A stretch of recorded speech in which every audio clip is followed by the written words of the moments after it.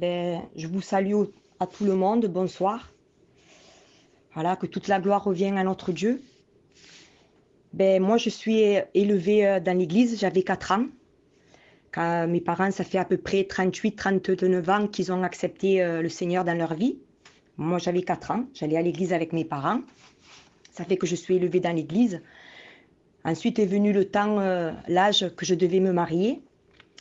Alors, je me suis mariée avec un inconverti. Après, c'est vrai que c'est un homme qui est très gentil, qui ne boit pas, qui ne se drogue pas, qui ne fume pas. C'est, voilà, monsieur maison, travail, famille. Mais la plus grande des choses, c'est vrai qu'il n'a rien, j'ai rien à lui reprocher, mais la plus belle chose, il l'a pas. C'est que voilà, c'est un inconverti. Il n'a pas Dieu dans sa vie. Je me suis mariée avec lui. Ensuite, j'ai eu un garçon, mon premier garçon, Jean-Antoine, à l'âge de 3 ans, en fait.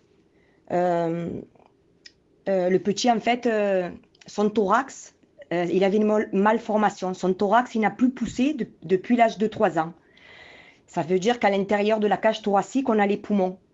Et si la cage thoracique ne grandissait pas, ses poumons ne pouvaient pas se développer. Le petit grandissait, devait grandir. Mais ça veut dire que son corps, il n'avait pas assez d'oxygène pour pouvoir alimenter son corps. Alors c'était très dangereux.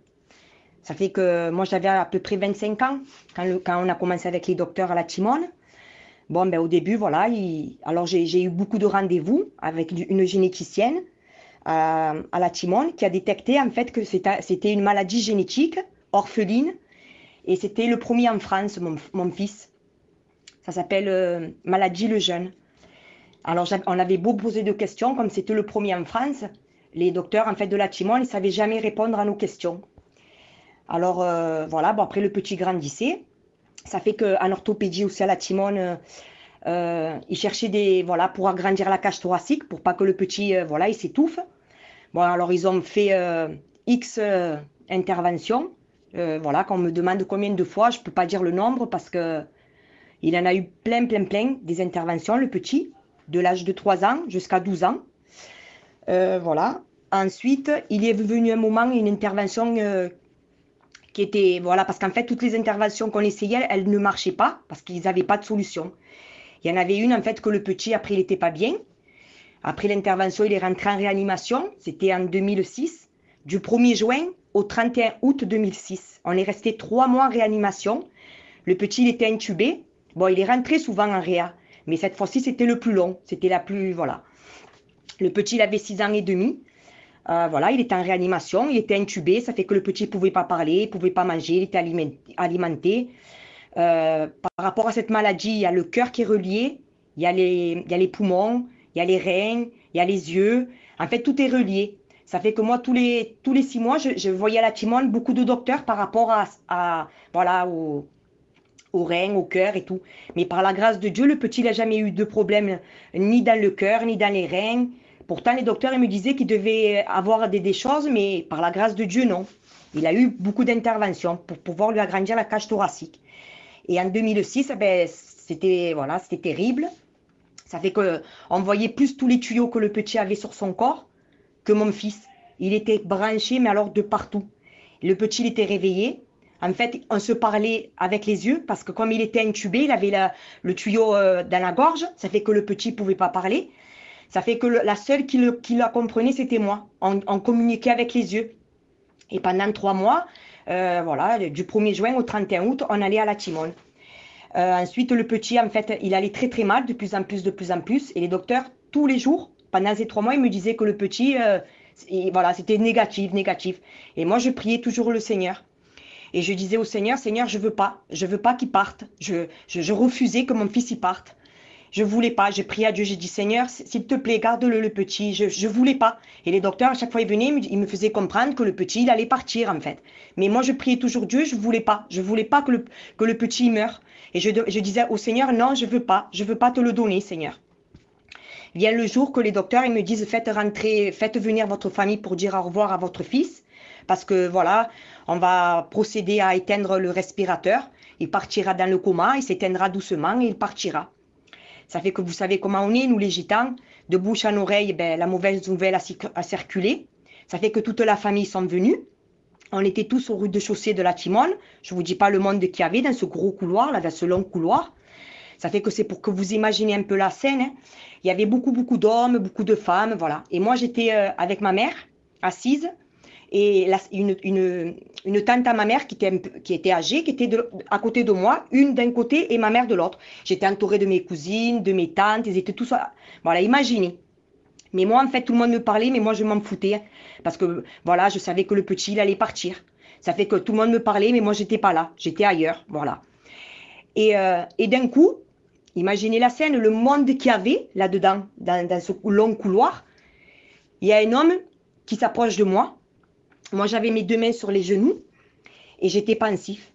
Et il y a un homme qui s'accroupit, parce que moi, j'avais mes mains, vous savez, pensif, mes mains sur mes genoux, pensif. Il y a un homme qui vient vers moi. Il ne s'est pas arrêté vers ma mère, vers ma tante ou quelqu'un d'autre. Il est venu vers moi, il s'est accroupi. Et il me dit, et moi je le regarde, mais cet homme, je ne le connais pas, je ne l'ai jamais vu. Et il me regarde, il me dit, ne pleure plus, ton fils, il est entre la main de Dieu. Et quand il me dit ça, il se lève et il s'en va. Et c'est la tante à ma mère qui me dit, tu te rends compte ce qu'il a dit ce monsieur? Parce qu'elle est croyante, elle est comme nous, quoi, chrétienne. Et j'ai dit oui, c'est vrai, mais moi, quand il m'avait parlé, le monsieur, c'est ma tante, en fait, qui m'a fait... et moi, ma mère et ma tante, en fait, on s'est un peu penché pour voir, parce qu'en fait, le couloir de la Timone, il est long. On s'était penché pour voir, on aurait pu le voir en marchant, mais dans le dos. Et en fait, quand on s'est retourné pour le regarder où il était, le monsieur, ben, il n'était plus là, il avait disparu.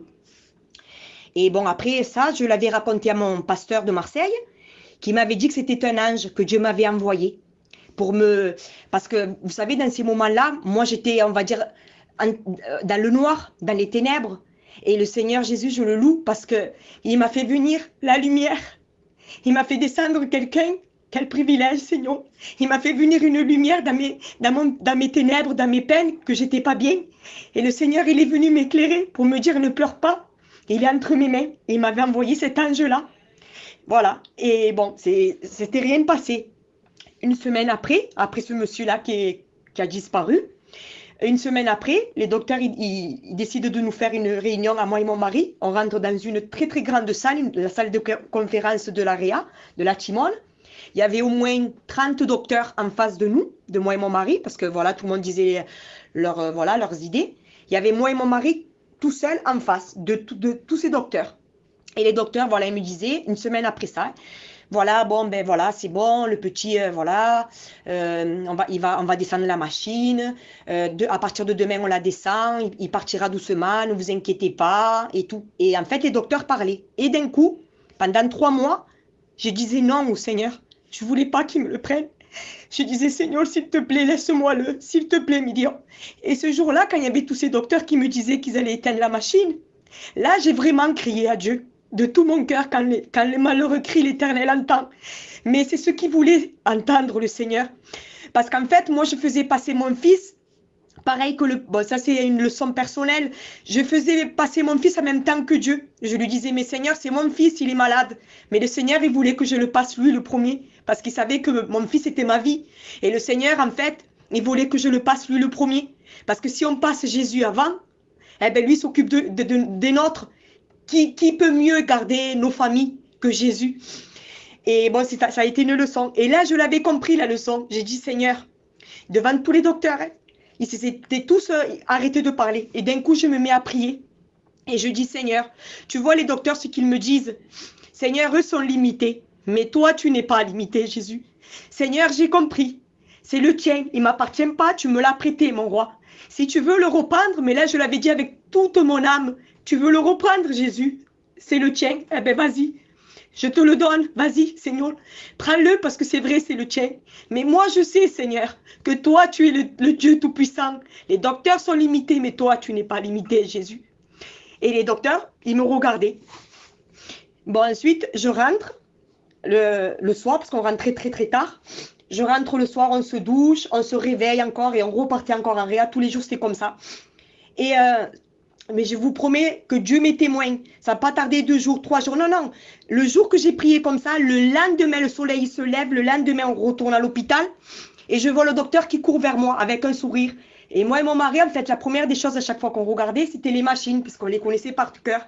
Et on voit que le CO2 du petit, il était descendu, mais vraiment à moitié. Et moi, je regarde mon mari et on commence à rigoler. Le docteur, il court vers nous. Et il rigole, il me dit, vous avez regardé la machine? J'ai dit oui. Il me dit, Madame Fernandez, vous pouvez remercier votre Dieu. Mais ça, c'était le lendemain de ma prière. Et par la grâce de